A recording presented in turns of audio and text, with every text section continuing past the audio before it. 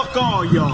Je suis pas du tout culture japonaise, je suis pas du tout culture nippone, tout simplement parce que j'ai pas été bercé là-dedans quand j'étais petit, mais j'ai suivi l'animé Death Note qui avait quelque chose de très particulier et sincèrement, voilà, cet animé-là, je l'ai adoré, j'ai pas lu les mangas mais j'avais regardé l'animé, tous les épisodes, je trouvais ça ultra intelligent et ultra riche. Et donc j'attendais avec une certaine impatience, même si évidemment c'est le genre de sujet qui fait un peu flipper, pas pour l'américanisme voilà, d'une œuvre qui est japonaise ou quoi que ce soit, juste parce que traiter Death Note, c'est difficile. Et j'en suis arrivé à la conclusion exceptionnelle que si vous aimez Death Note et si vous aimez cette culture du manga et de l'animé, vous n'allez pas aimer du tout le film Death Note Netflix parce que c'est pas bon. Et si, comme moi, vous êtes aussi amateur de cinéma et de films, vous allez pas aimer Death Note parce que c'est pas bon. Mais du coup, comme j'ai pas envie de tirer sur l'ambulance et parce que j'adore la vie, j'ai décidé, au lieu de faire une critique de 3 heures sur un film qui n'en vaut pas la peine, de vous citer 2 ou 3 sujets, voilà, qui sont des thématiques que j'avais envie de ressortir, comme l'évolution de la reproduction des tortues géantes dans la zone ouest aride des Galapagos.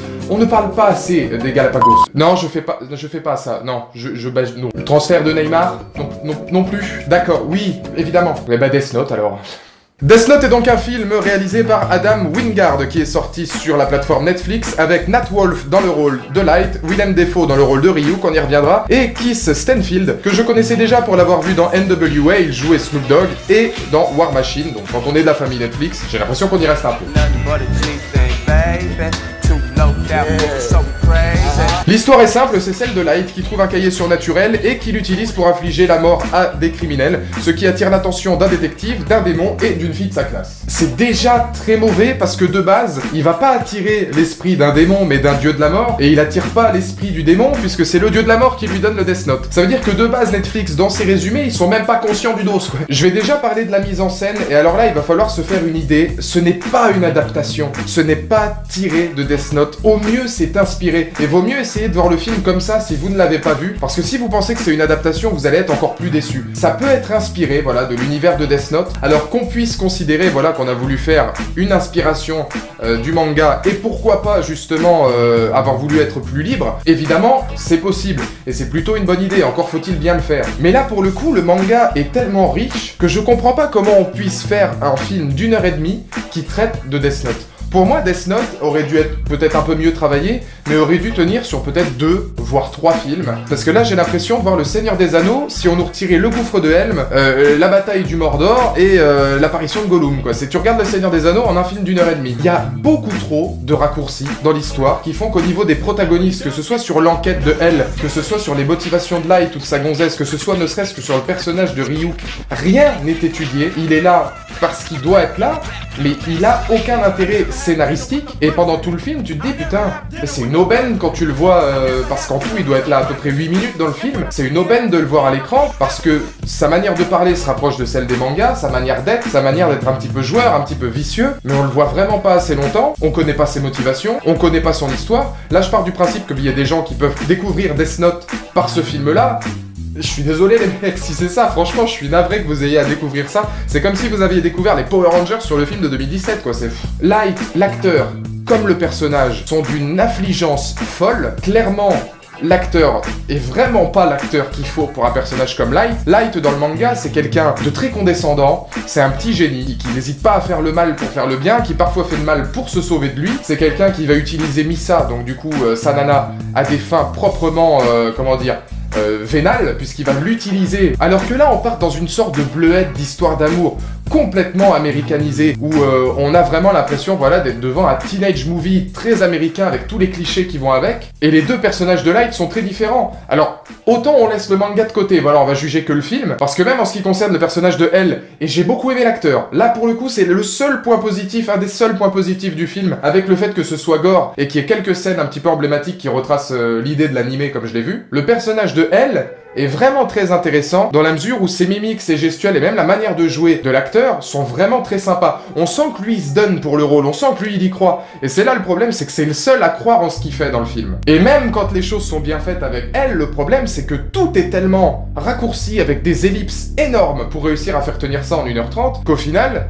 la résolution de l'enquête de elle contre Kira, donc contre Light qui commet tout un tas de crimes, on n'a aucune idée de comment il arrive à faire ça. C'est vraiment très très rapide, et puis voilà, il a des espèces d'illuminations pour savoir par exemple que ça va être Light qui va être le responsable de tout ça, qui ne sont même pas expliquées, ou alors expliquées en 1 minute, parce que tout de suite il faut aller à la chose suivante, parce que tout de suite il y a une autre péripétie, parce que tout de suite il faut aller vite. Sur 1h30, il manque facilement 25 minutes d'explication. Alors que c'est dommage, parce que les 15-20 premières minutes étaient relativement prometteuses. Je pense par exemple aux scènes de mort, quand Light par exemple écrit sur le carnet la mort de certaines personnes. Toutes ces scènes-là sont réalisées un peu à la destination finale, un grand concours de circonstances qui va amener à leur mort. C'est gore, c'est bien filmé, c'est bien réalisé, c'est prenant, ça te prend directement voilà, au trip quand tu vois ça, tu te dis ah putain, ils ont pas hésité sur le côté un petit peu violent de la chose. Ça se rapproche de l'esprit de Death Note. C'est tout le reste en fait. Sur une course-poursuite entre elle et Light, on passe un quart d'heure sur une scène qui, ok, a certains côtés Japan, dans la mesure où on retrouve un petit peu, voilà, une mise en scène et une côté course-poursuite qu'il peut y avoir dans les films asiatiques d'action, voilà, ou de combat. Donc je veux bien accepter la référence, comme je veux bien accepter la référence qu'à un moment donné, quand on découvre elle, on a le personnage de Hiro Nakamura dans Heroes qui est juste avec lui, qui fait une petite apparition, et qui parle d'ailleurs dans cette scène-là de gangs de japonais qui se sont fait tuer par Light, dont un des deux gangs s'appelle Nakamura. Alors là, il y a une grosse référence à Heroes, ça c'est pas mal. Mais on passe un quart d'heure là-dessus, alors qu'on passe 30 secondes à expliquer les faits. Et les faits, c'est ce que je veux, parce que d'un niveau scénaristique, pour quelqu'un qui ne connaît pas le manga, va se dire putain, il y a des espèces de raccourcis suggérés qui sont complètement fous. Et alors pour celui qui a lu le manga, ou alors pour celui qui a vu les animés, ça n'a plus rien à voir. C'est inspiré de Death Note. C'est plus du Death Note. C'est inspiré de l'univers de Death Note. Mais ne prenez pas ça comme une adaptation, parce que clairement, et je l'ai vu dans les tweets, et le film se fait descendre. Et le pire, c'est que cette américanisation provoque des moments vraiment cuculapral avec beaucoup de ralentis, voilà, beaucoup de choses un petit peu à la Twilight, j'ai envie de dire vraiment teenage movie un petit peu bas de gamme, notamment la scène finale qui se passe dans une grande roue. Pour ceux qui ont vu le film, vous comprendrez sûrement, entre Light et Mia, qui est Mia et puis Misa, parce qu'on est aux États-Unis les gars. Et vous savez pourtant que j'apprécie Netflix, je suis vraiment friand de ce qu'ils arrivent à faire. War Machine par exemple, j'avais beaucoup aimé. On peut pas leur retirer le fait que pour des Américains, reprendre Death Note et essayer d'en faire une adaptation, ou alors en tout cas essayer de s'en inspirer, c'était audacieux, c'était très risqué, mais non, c'est raté. Il faut savoir dire quand un film est raté. J'aime pas tirer sur l'ambulance, j'aime pas dire du mal de film, parce qu'il y en a beaucoup qui se sont pris la tête quand même pour faire ce film-là. Il y a toute une équipe technique derrière, voilà, il y a des choses dont on ne pense pas, mais non, c'est pas bon, quoi. Le scénario est pas bon, la mise en scène est pas bonne, c'est beaucoup trop court, mais en même temps, il y a des scènes qui sont beaucoup trop longues et qui n'ont rien à faire là. Le jeu d'acteur est vraiment pas au niveau, à une exception près, qui est quand même très peu, et l'esprit de Death Note n'est pas là. L'esprit de Death Note n'est pas là.